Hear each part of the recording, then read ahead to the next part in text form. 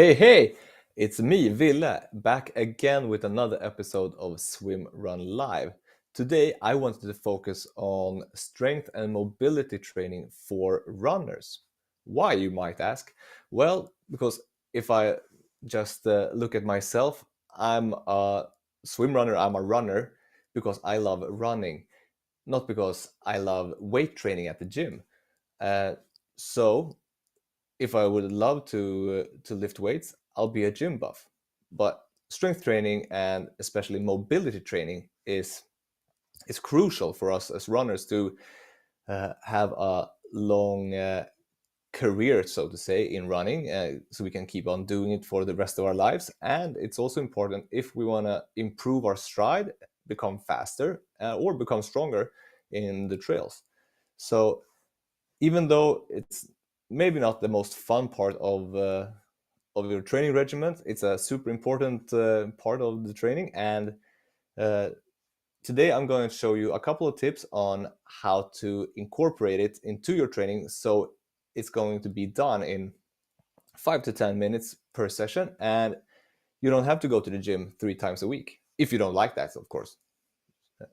Well, so the first thing that I would like to show you is a video with a fantastic physiotherapist named Victor Pierce that we did a couple of that we've been recording earlier, and he will show you great exercises for especially your knee mobility and knee strength. And as swim runners, of course, we need strong knees because we run trail running and no step is alike the last one. So, with no further ado, I present to you Victor Pierce. Hi, so today we're going to be working through 5 exercises to improve mobility and strength at the knee, especially for running. The first exercise we're going to do is to increase our knee's capacity to rotate, for the tibia to rotate like this. So the first thing we're going to do for tibial external rotation is use our outside hand, grab on the inside of the foot, we lock our leg in like this, and we start pulling at the ankle. If we can feel a stretch on the inside of the knee, we hold it for 2-3 minutes. If we don't, that's fine. We're just going to skip straight into the strengthening part. I'm going to try to pull my toes inwards, but my outside hand is going to block. And I'm going to be trying to pull at about 10-20%. I can feel a contraction on the inside of my knee here. I'm going to squeeze 30%, 40%, 50, 60, 70, 80, 90. Now we'll take a deep breath and squeeze 100%. Feel the inside of my knee pulling, holding for another 5, 4, 3, 2, 1. And then we're going to be trying to pull our foot deeper into the stretch. Feel the outside of the knee pulling, pulling, pulling. Our toes pointing more towards us. Pull. 5, 4, 3, 2, 1, and relax. So for knee internal rotation, we're going to use our inside hand, grab on the outside of the foot like this. Our outside hand is going to lock our thigh and knee into position like this. We're going to pull our knee inward, so our toes are pointing in towards us, and we should be feeling a stretch on the outside of the knee here. If we don't feel a stretch, that's completely fine. If we feel the stretch, we hold it for 2-3 minutes. After we've done that, we're going to be trying to pull our toes forward and back out this way. Our inside hand is going to be blocking it. 10-20%, 30, 40, 50, 60%. Feel the outside of the knee pulling. Build it up to 70%, 80, 90. Take a deep breath in, greatest, safest effort, and pull out 100%. Hold, hold, squeeze the outside hamstring. 5, 4, 3, 2, 1. And now we pull with the inside of the knee, trying to pull our toes deeper in. Come on in. Hold, hold, pull in, 5, 4, 3, 2, 1, and relax. Our next exercise is going to be mainly for our adductors, the inside thigh. Some of them cross the knee, some don't. We're going to come into this externally rotated hip position. From here, we're going to lift our foot and knee off the floor, keeping them high, and then we're going to hinge out and bend back in. Keeping that knee high, hinge out, come back in. And we're going to repeat this 8 to 12 times, depending on how strong we are. If it's easy, we lean forward more. If it's too heavy, we lean back a little bit more. But always focusing on keeping that knee high and in the same position. And as you can see, I'm shaking because this is heavy. Slow and controlled. Now we're going to come into some hip flexion lift-offs. We're going to be focusing on squeezing our thigh at the front here. If it's very easy, we can lean forward a bit more to create more difficulties. If it's too heavy, we lean back. But we focus on squeezing our quads, and then we're going to lift the foot off the floor. Hold. 3, 2, 1, touch down. Squeeze our quads, lift up, hold, 3, 2, 1. And just like the other exercise, if it's too easy, we come forward. So we barely get off the floor. You can see I'm shaking. And if it's a bit too difficult, we lean back, makes it a little bit easier. Adapt after your own capabilities. So for our next exercise, we're going to be working our hamstrings in a shortened position. You might cramp a bit, but just try to breathe through it as much as possible. We're going to come into this lunge position here. We don't want to be sinking forward too much. We want to be in this upright stacked position, coming forward just slightly. And from here, we're going to try to pull our heel as high as we can to our glutes, sink back down. Pull our heel to our glutes as high as possible, sink back down. Try not to come forward and back or arch back too much. Try to maintain tightness through your core. Heel comes up, squeeze the hamstrings, feel that cramp sensation, come down. Our last exercise of the day are going to be knee cars, which stand for controlled articular rotations, which means that we're going to be bringing our knee through its greatest range of motion actively. To begin with, on the outside of the knee, you're going to be feeling one big tendon here. So I want us to grab onto that. And on the inside of the knee, we're going to be feeling two bigger tendons. So grab onto those. From here, when we did our knee rotation work, we should be able to feel them contract. Now, from here, I want us to bring our heel in and toes out, externally rotating that tibia, bringing that knee in as much as we possibly can. From here, rotate in, our toes come in, heel comes out, and then we straighten out that knee as much as we possibly can.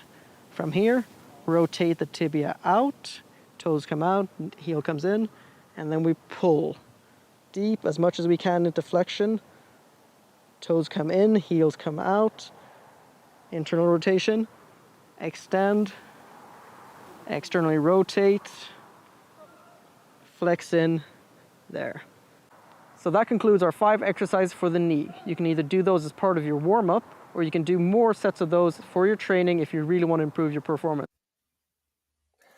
So, a fantastic video. And if you want to follow along to it in the future, we have the video as is without me talking around it on our YouTube page and on our blog. So just search for it and do it. I mean, it's a great and super challenging workout. I mean, it doesn't look like much, but those small efforts, those tiny movements will work you like crazy. So over to me then, and my idea of incorporating strength and mobility exercises into your regiment, your running regiment. And well, we should always be warming up. I mean, if you don't warm up, the first 10 to 15 minutes of your training session will be a warm up regardless. So try warming up, but we don't always have to run as a warm up for our running. Instead, I would say try this one. You can stay at home and do it for a couple of minutes, and then when you head out, you will feel ready to go and you can start your workout. So I would suggest that start with jump rope for 3 minutes. Seems easy, but super challenging, at least if you haven't been jumping rope like you did in like preschool, kindergarten, and after that. The great thing about jumping rope, it's strengthening your calves, of course, and giving you elasticity in your step. So you can use that when you go out running, because all those small efforts, small jumps, they will adapt your body and give you a great spring effect in your running stride. So when you land, all the tension that comes down in your calf will spring up and lift you off into your next step. So that's one of the great things about jumping rope. It's also a great way to practice timing. We don't always think about running as a training form that is based on timing, but it's crucial to have a great timing in your arm movements together with your legs. So it's a great way to work on your timing, and it gets your heart rate up. I guarantee it. So after 3 minutes of jumping rope, I would suggest maybe try walking lunges. And now let's see a video of walking lunges.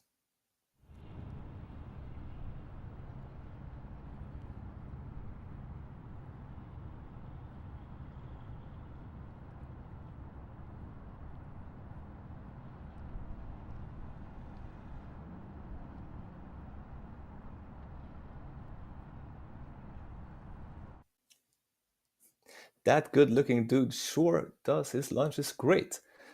Well, what's good about doing lunges then? Well, several things are great about doing lunges, especially if you're a runner. So the first thing is that it's a multi-joint exercise, meaning you bend at multiple joints. You bend at your foot joint, at your knee joint, at your hip joint. So everything comes together, and you really have to focus. And there's a lot of muscles working together.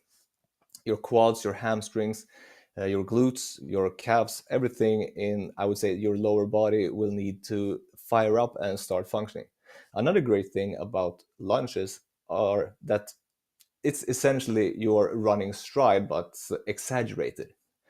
So you will work your muscle throughout its whole length, and it will work every part of your running stride in just one movement or one exercise. So it's a great exercise for running. I mean, it's a great exercise for anything if you want to build strength, regardless of running or swimming, or if you're a triathlete. Just do lunges. It's gonna be awesome. After that, we're gonna do hip flexes. This is a video of me doing them lying down, but you can do them standing up as well. So let's watch it.